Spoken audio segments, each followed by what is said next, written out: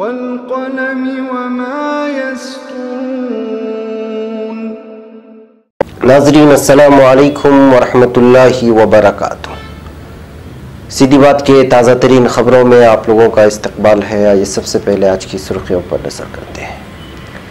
Hong Kong मुजाहिरीन के खिलाफ मुहिम चलाने वाले सैकड़ों अकाउंट्स बंद कर दिए गए। दिल्ली बीजेपी रुकन असम्बली गैर पार्लिमानी जबान इस्तेमाल करने पर मानसून इजलास से मुअत्तल। कश्मीरी तलबा ने पेश की इंसानियत की मिसाल, चार जानिब हो रही है तारीफ। 5000 करोड़ रुपए के बकाया की वजह से तेल कंपनियों ने रोकी एयर इंडिया की तेल फराहमी। अपोजिशन के वफ्द पर श्रीनगर में घुसने पर रोक, एयरपोर्ट पर सहाफियों से बदसलूकी। अपने ही मिसाइल के निशाने से गिरा था एयरफोर्स का हवाई जहाज, 5 अफसर कसूरवार पाए गए। आसाम बीएसएफ सब इंस्पेक्टर उनकी बीवी को गैर मुल्की करार दे दिया। मुल्क भर के सैलाब मुतासिरा इलाकों में राहत और बाज़ाबादकारी का काम तेज। प्रियंका गांधी ने योगी हुकूमत पर किया हमला, सीतापुर के अंदरनाक वाक़े से बरहम। यूपी ज़िमनी इंतखाबात, एसपी बीएसपी में इत्तेहाद के इम्कानात। अहम खबर, सहारनपुर में जवान के साथ बदसलूकी, 4 पुलिस एहलकारों की मुअत्तली। हरियाणा करनाल में 54 साला खातून की इज्तिमाई असमत दरी का मामला आया सामने। एर्दोगान ने बरतरफ मेयरों को दहशतगर्दों का खिदमतगार ठहरा दिया। इदलिब की सूरत हाल पर अमरीकी सदर डोनाल्ड ट्रंप से बात करूंगा, एर्दोगान का आया बयान। सदर एर्दोगान आइंदा हफ्ते रूस जाएंगे। अलकायदा का पाकिस्तान पर जवाहिरी की बीवी को हिरासत में लेने का इल्जाम। सऊदी अरब में 200 ईरानी हुज्जाज किराम को मुफ्त तिब्बी इमदाद फराहम की गई। माली कब्र से आवाम के मफादात की पासदारी हर सूरत की जाएगी, एर्दोगान का बयान। नाज़रीन अस्सलामु अलैकुम वरहमतुल्लाहि वबरकातुहू। सीधी बात की ताज़ा तरीन खबरों में आप लोगों का इस्तकबाल है। मैं अंसार अजीज नदवी आज की खबरों की तफसीलात लेकर आप लोगों की खिदमत में हाजिर हूँ। नाज़रीन, तफसीलात में जाने से पहले आप लोगों को इत्तला कर दूँ कि आज के दोनों प्राइम टाइम जो मॉर्निंग और इवनिंग है दोनों शाये हो चुकी हैं। दोनों प्राइम टाइम में कुछ अहम तरीन खबरों पर तबसरा किया गया है, जिसमें कश्मीर समेत बहुत सारे अहम तरीन खबरों का इहाता किया गया है। जाए देखें, दूसरों तक फैलाने की जरूर कोशिश करें। महकम नाज़रीन, आज की पहली खबर हांगकांग के सिलसिले में है। यूट्यूब और गूगल की वीडियो स्ट्रीमिंग सर्विस ने जुमेरात को कहा है कि उन्होंने अपने अपने प्लेटफॉर्म्स पर उन सैकड़ों चैनल्स को गैर फ़ाल कर दिया है जो हांगकांग की जमहूरियत नवाज मुजाहिरों के खिलाफ एक मुनज़्ज़म मुहिम चला रहे थे। गूगल और यूट्यूब ने कहा है कि अकाउंट्स की असलियत छुपाने के लिए VPN और दीगर तरीके इस्तेमाल किए गए हैं। हांगकांग सन 1997 में एक मुल्क दो निज़ाम के तस्वुर के तहत चीन का हिस्सा बना था। ये गुज़िश्ता कुछ अरसे से गैर मामूली सियासी बहरान की ज़द में है, जिसके बाइस लाखों अफराद सड़कों पर निकलकर एहतिजाजी मुजाहिरों का सिलसिला जारी रखे हुए हैं। सिक्योरिटी खतरात का तज्जिया करने वाले गूगल के ग्रुप से मुंसलिक शेन हिंटली ने ऑनलाइन पोस्ट में लिखा है कि हमने 2010 चैनल्स को उस वक्त गैर फ़ाल कर दिया जब हमने देखा कि ये चैनल्स एक नेटवर्क की तरह मरबूत अंदाज से हांगकांग मुजाहिरीन के खिलाफ वीडियोस अपलोड कर रहे हैं। गूगल के मुताबिक इन अकाउंट्स की असलियत को छुपाने के लिए VPN और दूसरे तरीकों का इस्तेमाल किया गया था। VPN यानी वर्चुअल प्राइवेट नेटवर्क्स को अक्सर इलाकाई पाबंदियों और सेंसरशिप से बचने और लोकेशन खुफिया रखने के लिए इस्तेमाल किया जाता है। अब खबर नई दिल्ली से। बीजेपी रुकन असम्बली और दिल्ली असम्बली में हिज़्ब इख्तिलाफ के रहनुमा विजेंद्र गुप्ता को ऐवान में गैर पार्लिमानी जबान इस्तेमाल करने पर सदर रामनिवास गोयल ने जुमा के रोज पूरे मानसून इजलास के लिए मुअत्तल कर दिया है। भारतीय जनता पार्टी बीजेपी के मेंबर असेंबली मनजिंदर सिंह सरसा को ऐवान में रखना डालने पर 23 अगस्त को पूरे दिन की कार्रवाई के लिए मुअत्तल किया गया, जबकि पार्टी के दीगर 2 रुकन असेंबली ओम प्रकाश शर्मा और जगदीश प्रधान ने मुखालिफत में वॉकआउट किया। दिल्ली असेंबली के मानसून इजलास का 23 अगस्त को दूसरा दिन था। ऐवान की कार्रवाई जैसे ही शुरू हुई, गुप्ता की क़यादत में बीजेपी के मेंबरान असेंबली ने मरकज के जम्मू कश्मीर में दफा 370 का इल्तिजाम हटाए जाने पर तहरीक शुक्रिया लाने का मुतालबा किया, लेकिन सदर ने उसे कौमी मसला बताते हुए बहस की इजाजत नहीं दी। गोयल ने कहा कि यह कौमी मसला है, न कि असेंबली का मसला। वज़ीर आला अरविंद केजरीवाल जम्मू कश्मीर से दफा 370 के इल्तिजाम को हटाने के मरकज के कदम की पहले ही हिमायत कर चुके हैं। सदर के इस इंतजाम पर बीजेपी के अरकान ने ऐवान में रखना अंदाजी करने की कोशिश की। सदर के बार बार खामोश करने के बावजूद बीजेपी के रुकन खामोश नहीं हुए। इस पर गोयल ने हिज़्ब इख्तिलाफ के रहनुमा को पूरे मानसून इजलास के लिए ही मुअत्तल कर दिया। अब खबर नई दिल्ली से। घर से दूर माशी परेशानी का सामना करने वाले कश्मीर के तकरीबन 100 तलबा ने इस साल ईद का त्यौहार नहीं मनाया। इससे बचे हुए पैसे को उन्होंने ऐसी जगह इस्तेमाल किया जो इंसानियत की एक बेहतरीन मिसाल बन गई। दरअसल कश्मीरी तलबा ने फैसला किया था कि ईद न मनाकर इस बचे हुए पैसे को जुनूबी मगरबी महाराष्ट्र के अजला में आए सैलाब मुतासिरीन की मदद में लगाया जाए। कश्मीरी तलबा ने जैसा सोचा था वैसा ही किया और बचे हुए पैसे सैलाब मुतासिरीन की मदद में लगा दिए। इस काम के लिए मकामी लोगों की उन्हें काफी तारीफें मिल रही है।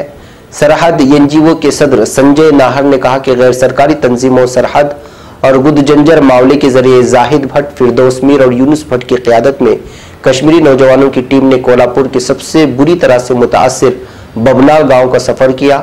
नाहर ने खबरसा एजेंसी से बातचीत के दौरान बताया कि तलबा ने महसूस किया कि कुदरती आफत से बड़े पैमाने पर हुए नुकसान को देखते हुए उन्हें इस बार ईद का त्यौहार नहीं मनाना चाहिए और उसकी जगह बचत के पैसे से सैलाब मुतासिरीन की मदद करनी चाहिए।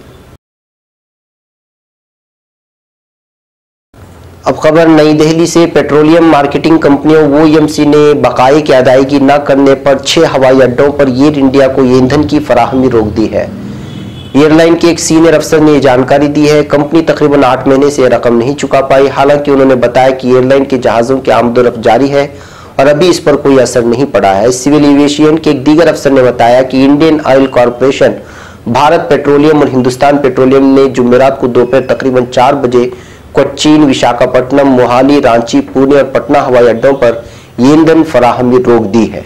एयर इंडिया के एक तर्जुमान ने कहा, इकाई स्पॉट के बगैर एयर इंडिया अपना बड़ा कर्ज अदा नहीं कर सकती। उन्होंने कहा, बहरहाल इस माली साल में हमारा माली मुजाहिरा काफी अच्छा है और हम अच्छे मुनाफे की तरफ बढ़ रहे हैं।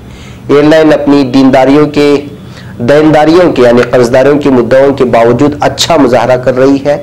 तीनों तेल कंपनियों की तरफ से इंडियन ऑयल ने एक बयान में कहा, कोच्चि, मोहाली, पुणे, रांची, पटना और विशाखापट्टनम हवाई अड्डों पर एयर इंडिया का ईंधन रोकने का मुश्तरका फैसला किया गया है। कंपनियों ने फैसला एयर इंडिया पर लंबे वक्त से बकाया 5000 करोड़ रुपए की बिल की अदायगी नहीं करने के लिए किया है। इस रकम में बकाया और उस पर सूद शामिल है। अब खबर श्रीनगर से। जम्मू कश्मीर के हालात का जायजा लेने के लिए हिज़्ब इख्तिलाफ की जमातों का एक वफ्द हफ्ते के रोज श्रीनगर पहुंचा था, लेकिन वफ्द को एयरपोर्ट से ही बेरंग लौटा दिया गया। इस पर कांग्रेस पार्टी ने सख्त एतराज जताया है और सवाल किया है कि अगर कश्मीर में सब कुछ ठीक है तो फिर वफ्द को एयरपोर्ट से ही क्यों वापस भेज दिया गया। कांग्रेस पार्टी अपोजिशन के वफ्द को श्रीनगर एयरपोर्ट से ही वापस लौटाने पर सवाल उठाए जा रहे हैं। कांग्रेस ने पूछा है कि अगर कश्मीर में सब कुछ ठीक है तो फिर वफ्द को श्रीनगर एयरपोर्ट से ही क्यों वापस भेज दिया गया। आखिर मोदी हुकूमत क्या छुपाने की कोशिश कर रही है। जम्मू कश्मीर को खुसूसी दर्जा देने वाले आईन के आर्टिकल 370 को मनसूख किए जाने के बाद वादी कश्मीर की सूरत हाल का जायजा लेने के लिए हिज़्ब इख्तिलाफ का वफ्द श्रीनगर पहुंचा था। कांग्रेस के साबिक सदर राहुल गांधी, पार्टी की senior leader Ghulam Nabi Azad, Marxist communist party के जनरल सेक्रेटरी सीताराम येचूरी और कुछ दीगर अपोजिशन लीडरान पर मुश्तमिल वफ्द को इंतजामिया ने शहर में जाने की इजाजत नहीं दी और उन्हें हवाई अड्डे पर ही रोक लिया गया। इंतजामिया ने श्रीनगर में सिक्योरिटी वजूहात का हवाला देते हुए 9 अपोजिशन जमातों के वफ्द को हवाई अड्डे से बाहर निकलने की इजाजत नहीं दी। अपोजिशन लीडरों का वफ्द तकरीबन 2 बजे श्रीनगर हवाई अड्डे पर पहुंचा था। रिपोर्टों के मुताबिक मीडिया ने जब हिज़्ब इख्तिलाफ के लीडरों के वफ्द से मिलने की कोशिश की तो उन्हें मिलने नहीं दिया गया बल्कि उनकी बेइज्जती की गई। अब खबर नई दिल्ली से। पाकिस्तान के साथ हुई हवाई झड़प के दिन हिंदुस्तानी मिसाइल ने गलती से अपने ही मुल्क के हवाई जहाज को निशाना बनाया था, जिसमें 7 लोगों की मौत हो गई थी। आला सतही तफ्तीशी रिपोर्ट के मुताबिक जम्मू कश्मीर के बडगाम में 27 फरवरी को फिजाया का हादसे में तबाह हुआ हेलीकॉप्टर MI-17 हिंदुस्तानी मिसाइल का ही निशाना बना था। उस रिपोर्ट में फिजाया के 5 अफसरों को मुजरिम पाया गया है। इनमें श्रीनगर बेस के चीफ ऑपरेटिंग अफसर भी शामिल है। इन सभी के खिलाफ सख्त कार्रवाई की जा सकती है। हेलीकॉप्टर के हादसे का शिकार होने से 6 फौजी एहलकार समेत 7 लोगों की मौत हो गई थी। हिंदुस्तानी फिजाया ने जांच के नताइज पर फिलहाल कोई तबसरा नहीं किया है। एयरफोर्स हेडक्वार्टर ने वाकई की एयर कमोडर रैंक के अफसर के तहत कोर्ट ऑफ इंक्वायरी यानी COI का हुक्म दिया था। तफ्तीश में पाया गया है कि हेलीकॉप्टर्स में वो सिस्टम बंद था जिससे दोस्त या दुश्मन की पहचान की जाती है। इसके साथ ही जमीनी अफसरों और हेलीकॉप्टर के ड्राइवर ग्रुप के दरमियान कम्युनिकेशन और तालमेल नहीं था। इसके तहत एयर डिफेंस राडार से शनाख्त की जाती है कि कोई हवाई जहाज या हेलीकॉप्टर अपना है या दुश्मनों का। अब खबर नई दिल्ली से। बॉर्डर सिक्योरिटी फोर्स बीएसएफ के एक एएसआई के रिश्तेदार ने दावा किया है कि आसाम के रहने वाले एएसआई और उनकी बीवी को बगैर उनकी जानकारी के एक फॉरेन ट्रिब्यूनल ने गैर मुल्की करार दे दिया है। फैमिली ने दावा किया कि एएसआई मुजीबुर रहमान और उनकी बीवी जो रहाट फॉरेन ट्रिब्यूनल ने गुज़िश्ता साल दिसंबर में ही गैर मुल्की करार दे दिया था, लेकिन इन लोगों को पिछले महीने उसकी जानकारी मिली। रहमान की तकर्री अभी पंजाब में है। रहमान के वालिद बाबधान अली ने बताया कि इन दोनों यानी एएसआई और बीवी को छोड़कर उनकी फैमिली के हर आदमी का नाम एनआरसी में दर्ज किया गया है। एनआरसी की आखिरी शात 31 अगस्त को हुई। अली ने एक न्यूज चैनल को बताया, मैं हुकूमत से गुजारिश करता हूं कि वो इस बारे में कदम उठाए ताकि वो हिंदुस्तानी बना रहे। उन्होंने दावा किया कि उनकी फैमिली के मेंबरों के शजरा और जमीन के दस्तावेज मौजूद है, जिससे उनकी हिंदुस्तानी शहरियत साबित होती है। अब खबर नई दिल्ली से। मुल्क के सैलाब से मुतासिरा इलाकों में पानी की तेजी से घटने के बाद इमदादी कामों को तेज कर दिया गया है और राहत मराकिज में पनाह लेने वाले लोग अब अपने घरों को लौटकर बहाली के काम में लग गए हैं। सैलाब से मुतासिरा इलाकों में फौज और नेशनल डिजास्टर रिलीफ फोर्स यानी एनडीआरएफ रियासत की मुख्तलिफ एजेंसियों के ताउन से रिलीफ और रेस्क्यू ऑपरेशन में मसरूफ अमल है। सैलाब से मुतासिरा इलाकों में सूरत हाल तेजी से बेहतर हो रही है। इस दौरान मुल्क के मुख्तलिफ हिस्सों में होने वाली मूसलाधार बारिश और बादल फटने के सबब सैलाब और मिट्टी की तूदे गिरने के वाकयात में हलाक होने वालों की तादाद बढ़कर 386 तक पहुंच गई है, जबकि 23 दीगर अफराद अब भी लापता हैं। अब खबर नई दिल्ली से। कांग्रेस जनरल सेक्रेटरी प्रियंका गांधी ने उत्तर प्रदेश में बिगड़ते निजाम कानून को लेकर बीजेपी हुकूमत को तनकीद का निशाना बनाया है। उन्होंने सीतापुर जिले में छेड़छाड़ की मुखालिफत करने पर नाबालिग लड़की को जिंदा जलाने का मामला उठाया है। उन्होंने ट्वीट कर कहा कि उत्तर प्रदेश के निजाम कानून में कुछ ठीक ठाक नहीं है। बीजेपी हुकूमत शायद समझने को तैयार नहीं है कि बस अब और नहीं। दरअसल सीतापुर के गांव में इस छेड़छाड़ की मुखालिफत करने पर जिंदा जलाई गई नाबालिग लड़की की जुमेरात की देर रात मौत हो गई थी। बताया जा रहा है कि संगीन तौर पर झुलसी नाबालिग लड़की को लखनऊ रेफर कर दिया गया था, जहां उसकी हालत नाजुक बनी हुई थी और अब तो उसकी मौत भी हो चुकी है। दूसरी जानिब इस मामले में वज़ीर आला योगी के नोटिस लेने के बाद उत्तर प्रदेश पुलिस हरकत में आई है और लोगों को गोलू को गिरफ्तार कर लिया है, जो नजर आतिश किया था। वहीं इस मामले में सीतापुर पुलिस की लापरवाही की बात सामने आने पर एडीजी राजीव कृष्णा ने सीतापुर एसपी को जांच सौंप दी है। अब खबर लखनऊ। उत्तर प्रदेश की 13 असेंबली सीटों पर होने वाले ज़िमनी इंतखाबात के पेश नजर भारतीय जनता पार्टी के साबिक इत्तेहादी ओम प्रकाश राजभर की क़यादत वाली सुहेलदेव भारतीय समाज पार्टी यानी एसबीएसपी और समाजवादी पार्टी एसपी के दरमियान इत्तेहाद के इम्कानात है। एसबीएसपी सरबराह ओम प्रकाश राजभर ने जुमा को एसपी सरबराह अखिलेश यादव से मुलाकात की और ज़िमनी इंतखाबात के दौरान नए सियासी इत्तेहाद पर तबादले ख्याल किया। एसपी ज़राए ने सनीचर को यहाँ बताया कि एसबीएसपी ने 13 में से मशरक़ी यूपी की 3 सीटों का मुतालबा किया है, लेकिन अभी इस नए सियासी इत्तेहाद पर समाजवादी क़यादत के रुख का इंतजार है। अब खबर सहारनपुर से।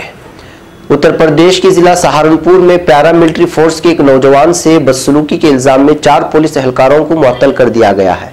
Senior superintendent of police Dinesh Kumar Prabhu ने सनीचर को यहाँ बताया कि देवबंद कोतवाली के 4 पुलिस एहलकार को एक जवान के साथ बदसलूकी करने के इल्जाम में मुअत्तल कर दिया गया है। उन्होंने बताया कि देवबंद कोतवाली के गनारसा गांव बाशिंदा पैरामिलिट्री फोर्स का जवान मोनू, जो जम्मू कश्मीर में तैनात है, छुट्टी पर अपने घर आया था। इस जवान के साथ देवबंद रेलवे पुलिस चौकी पर तैनात लोकेंद्र सिंह, अखिलेश सिंह और बेंगलुरु पुलिस चौकी पर तैनात सिपाही विनीत कुमार और प्रमोद कुमार ने गुज़िश्ता दिनों बदसलूकी की थी। पुलिस चौकी पर लाकर उसके साथ गैर इंसानी सलूक किया गया था।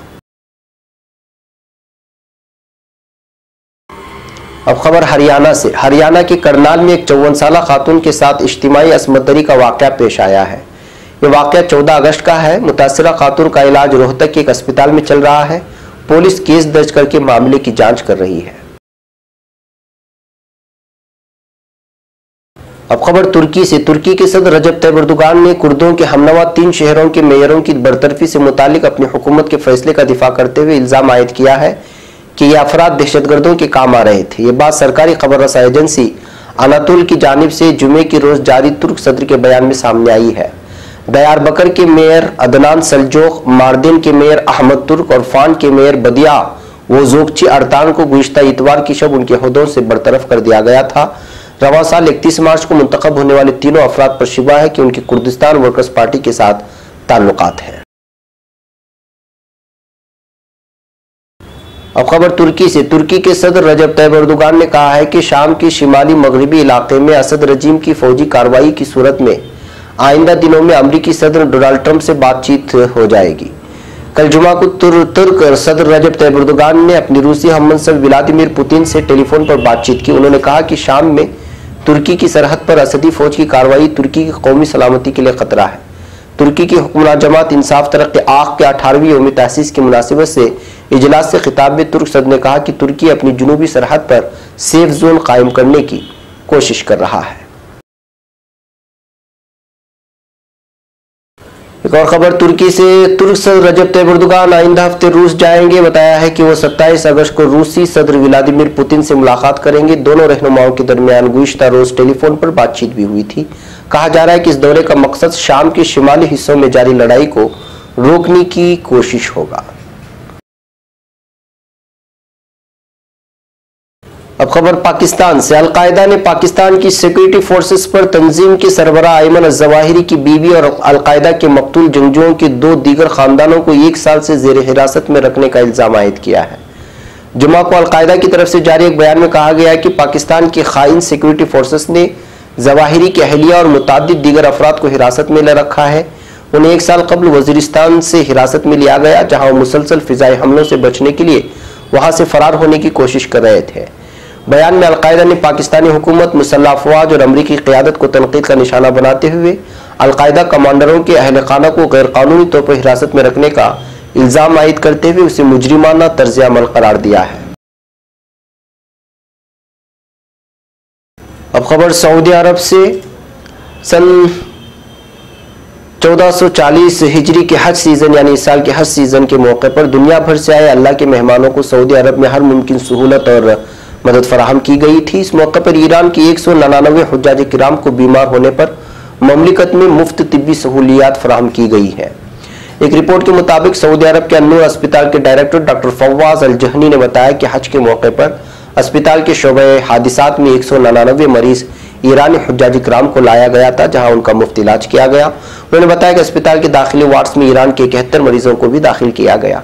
ईरानी मरीज हुज्जाज किराम की 20 कामयाब सर्जरियां की गई। उन्हें अस्पतालों में हर मुमकिन तिब्बी फराहम की गई। नाज़रीन, ये थी आज की ताज़ा तरीन खबरें। अगली ताज़ा तरीन खबरों के साथ फिर आपसे मुलाकात होगी। हमारी पूरी टीम को यहाँ पर इजाज़त दें। अस्सलामु अलैकुम वरहमतुल्लाहि वबरकातुहू। मुअज़्ज़ज़ व मुकर्रम सीधी बात के नाज़रीन, सीधी बात के इश्तिहारी मेंबरशिप कार्ड से जुड़िए और अपने कारोबार समेत अपने तालीमी व दीगर इदारों को मजबूत कीजिए।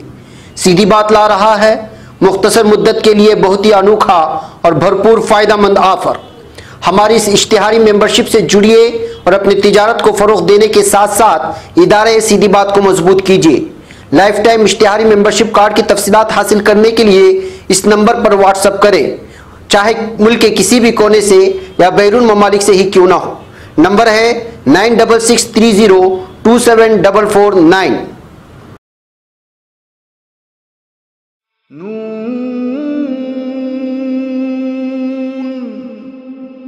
वल क़लम वमा यस्तूरून।